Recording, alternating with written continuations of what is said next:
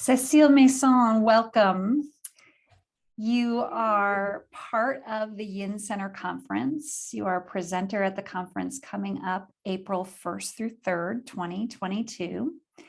And your session is called A Letter of Love to Life. And that comes from your book that you've written, which I want to hear more about. Could you share a little bit of your background and how you came to write your book and tell us about your book and your passion around this? First of all, thank you so much, David, for the invitation to be part of the conference and also to speak about this just now. Wow, Rose, Letters of Love to Life is the title of my book. And it started quite some time ago when I really sensed that there is some more need for the essence of femininity to come into the world. And I wanted to express that through words. You know, as a writer, as a poet, I like putting things in word. So, and I wanted to bring that about in the context of my other activities as a coach and leadership, feminine leadership coach, particularly, because the approach that I have is a very holistic one. And as I was working with many women, I've noticed that there is an imbalance in how they are being perceived and how they perceive themselves, but also a parallel of how women are treated in the world and how we treat the planet Earth, you know, the mother of us all. And so I realized that many of the malaises I felt in my life as a woman, as a partner, as a mother, was also reflected in other women. And so I thought, hey, there is something bigger than me that needs to be said. And I just basically opened up to start writing. So I followed that intuitive voice to start writing Rose, Letters of Love to Life, which is a novel. And the aim was that to help the readers to actually slow down again. I'm not taking the reader into a linear storytelling narrative. I'm taking them in roundabouts and in round shapes, making them really slow down and sense what might be frozen in themselves.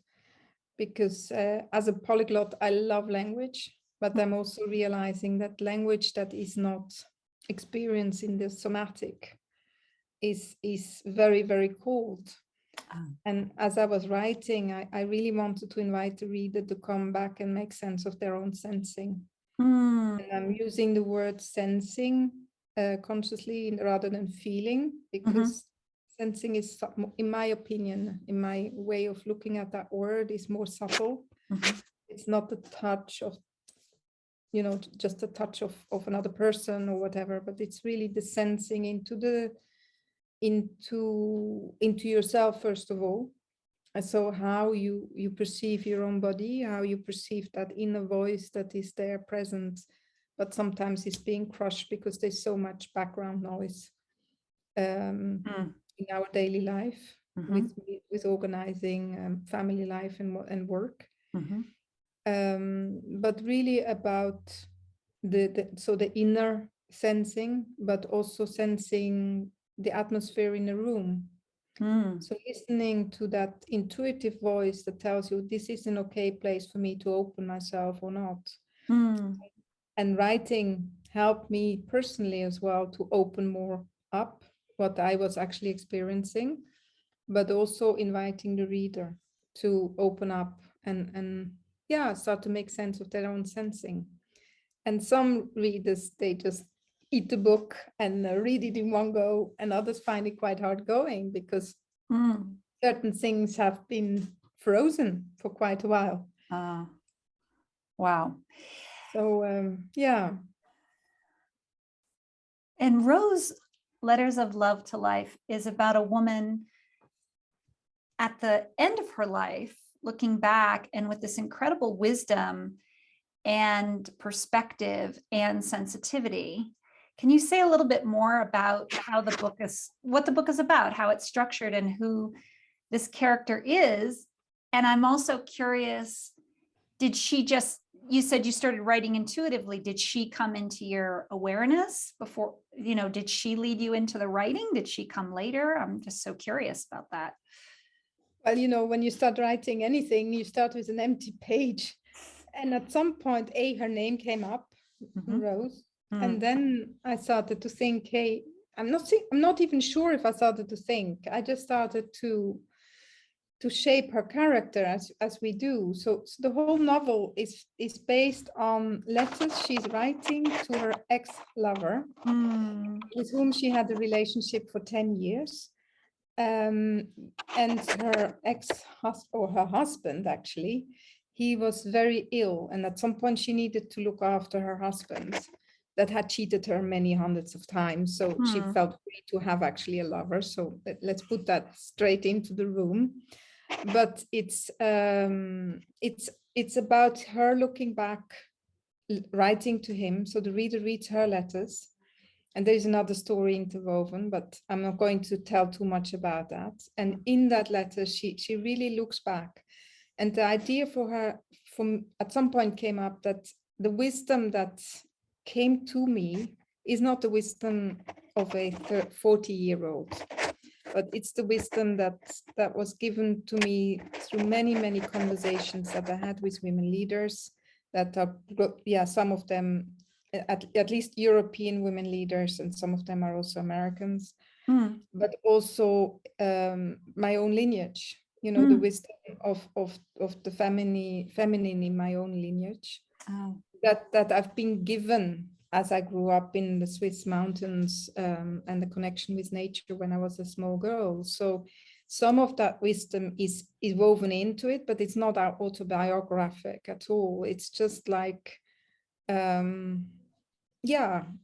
what I wanted to bring across, and really about honoring the feminine voice and honoring the body of the female leader, in this case Rose, but she has many friends around her that are male and female that also have that dialogue of looking inwards, and together they look after that great estate that they have in England, create a more, let's say, organic relationship with nature as well.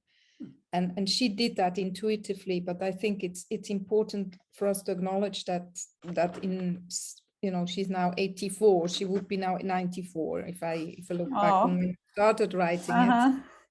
But since then, so much evolution has happened. So the challenges that the women had in the 1950s are not the challenges that women face today. Generally speaking, in the Western world, women have the right to educate themselves. They have the right to have their own bank accounts, etc., etc. But in her time, these were still the challenges that we were facing as women. So it's also looking back on the history of feminine emancipation of the last century, and of all the unconscious biases that are happening, that are part of our own biases towards ourselves, but towards other women, but also the biases that are part of society generally, like that a woman is not a leader, or a woman can't be a doctor, or a woman cannot be whatever profession. So it's all these little subjects are also interwoven in the novel. Yeah. I would love to hear an excerpt. Would you read your excerpt? So, because your voice, the voice that comes through the book, is poetic, earthy, wise, and I'd love to hear it. Thanks, David, for this invitation again. Yeah. What I'd like to read is a part of one of the letters that she writes to her lover, and at some point she refers to Charles, and that's her husband that was taken ill at some point. And the excerpt I would like to share today is about letting in the voice of silence.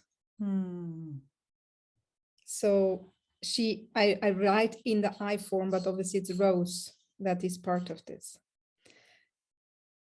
For me, silence is a necessity, has always been. The kind silences that nourishes the true listening in a conversation, just as the silent attending of our own inner voices. If I cannot hear them anymore, I know that I'm losing touch. Touch with what you may ask, and rightly so. Touch with those voices which go under the skin, that tell you what direction to take or to step on your brakes when no obvious reason invites you to do so, till you see the red shadow of a ball breaking the street and a child running after it, too immersed in its own imaginary world to realize these present dangers. The voice that tells you that it's right to love, to stay, to rest, to be yourself. The silence that reaches out from your bones, the silence that nurtures the cake that you are baking with the love that can flow through you when you truly open yourself to awareness, when separating the eggs, letting them glide through your fingers. What you feel when making the dough, knowing that you are nurturing the anticipated pleasure of your children or guests. The silence you let invade you when uniting with a lover. The silence alone we do perceive. No unnecessary talking, no unnecessary explanations, no defending, no defenses raised between you and the other.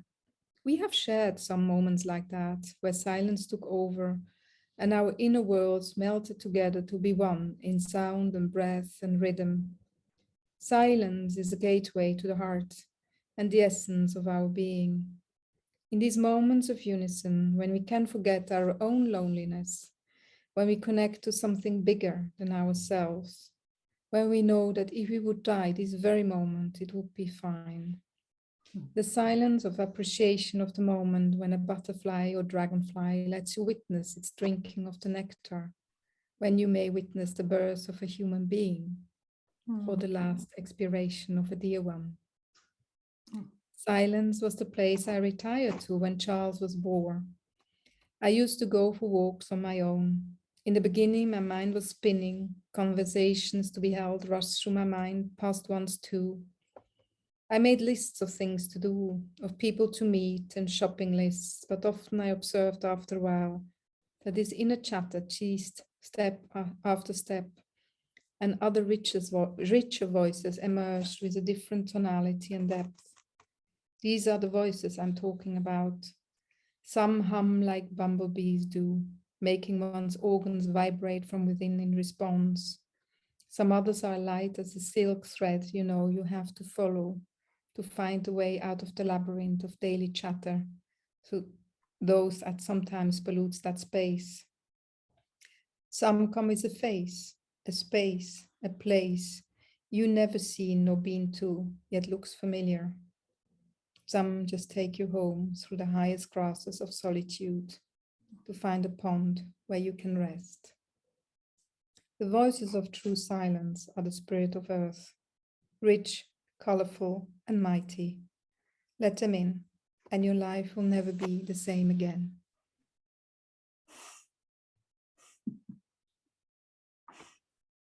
So stunning, Cécile. Wow. Of course, I don't want to speak now.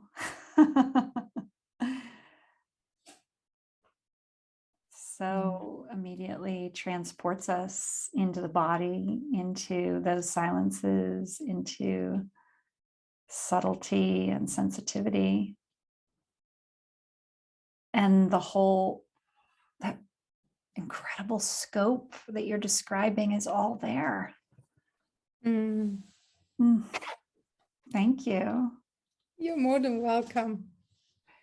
So what I would like people to experience is that silence, the joy of life, and in that taster session of A Letter of Love to Life. Yes, the conference. It's really about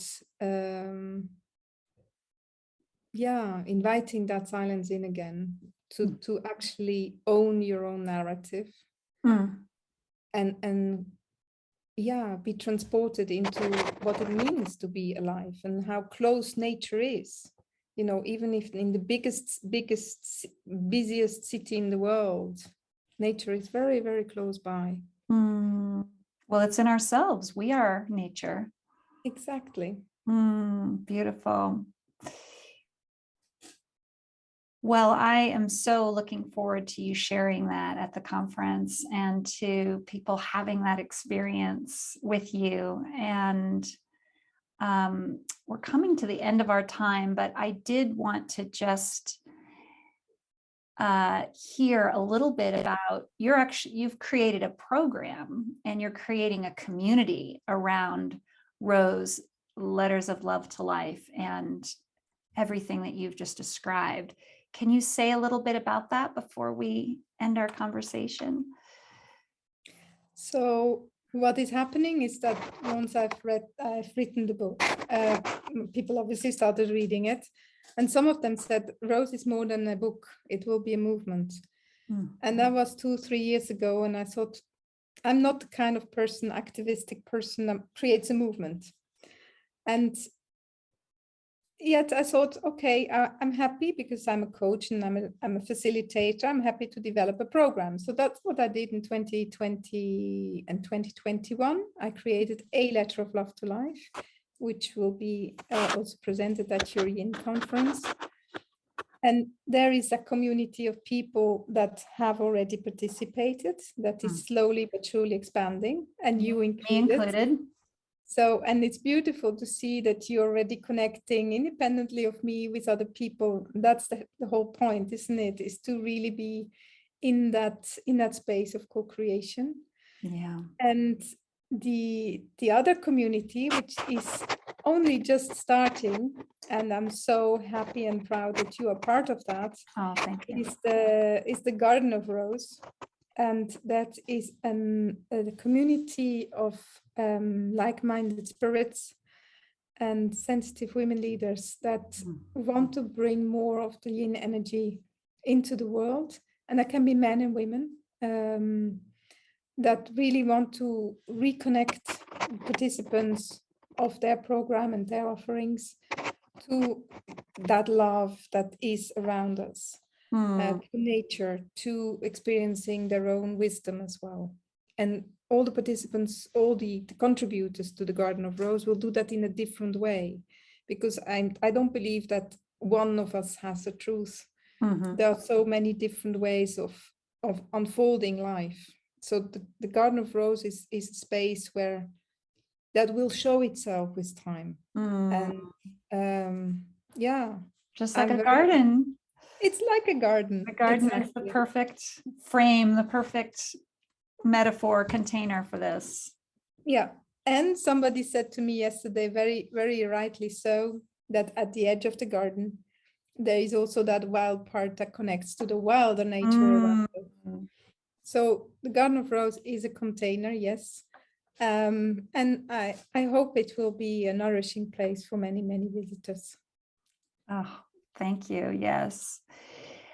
Thank you so much, Cécile. And just to repeat that your session, A Letter of Love to Life, is part of the Yin Center conference that I'm hosting April 1st through 3rd, 2022. And I hope our listeners join us. This is a beautiful taste of your work, Cécile. Thank you so much. Thank you, David.